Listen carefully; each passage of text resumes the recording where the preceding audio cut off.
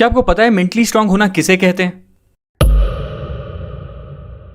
1914 में Thomas Alva Edison की factory पूरी तरह जल के बर्बाद हो गई। आग इतनी बुरी तरह लगी थी कि कुछ भी नहीं बचा। उन्हें 23 मिलियन US$ का नुकसान हुआ था और एक प्रोटोटाइप जिस पर वो सालों से काम कर रहे थे वो भी जलकर बर्बाद हो गया। इस पूरी सिचुएशन को जानने के बाद थॉमस एल्वा एडिसन ने जिस तरीके से रिएक्ट किया उसे कहते हैं मेंटल टफनेस। पता है उन्होंने क्या कहा? उन्होंने कहा, थैंक गॉड अभी तक मैं जितनी भी मिस्टेक्स कर रहा था वो सारी जलकर खत्म हो गई हैं। अच्छा है, अब मैं एक फ्रेश शुरुआत कर पाऊंगा।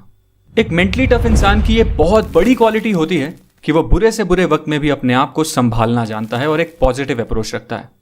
पर फैक्ट तो यह है कि शुरुआत से ही कोई भी मेंटली स्ट्रांग नहीं होता। जैसे अच्छी डाइट और रेगुलर एक्सरसाइज आपको फिजिकली स्ट्रांग बना देती है, वैसे ही कुछ हैबिट्स होती हैं जो एक मेंटली वीक इंसान को भी मेंटली स्ट्रांग बना देती हैं। और आज इस वीडियो में हम मेंटली स्ट्रांग लोगों की कुछ हैबिट्स के बारे में बात करने वाले हैं। So let's start. पहली हैबिट है एम्ब्रेसिंग चेंज। ईगल इकलौता ऐसा पक्षी होता है जो 70 साल की उम्र तक जिंदा रह सकता है।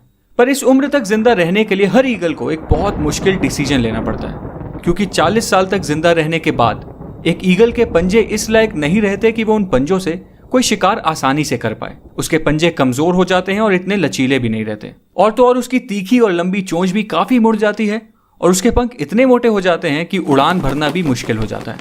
और 40 साल की उम्र में यही वो टाइम होता है जब एक ईगल के पास सिर्फ 2 ही ऑप्शंस होते हैं। पहला, या तो वो इसी तरह मर जाए, दूसरा कि वो एक बहुत ही पेनफुल से चेंज के प्रोसेस को एक्सेप्ट कर ले।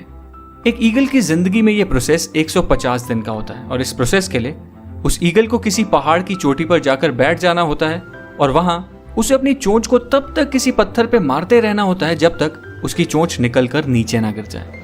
और चोंच के अलग हो जाने के बाद एक ईगल फिर नई चोंच के उगने का इंतजार करती है। जब नई चोंच उग जाती है तो उस तीखी और मजबूत चोंच से फिर वो अपने पंजे उखाड़ देती है और फिर से नए पंजों के उगने का इंतजार करती है।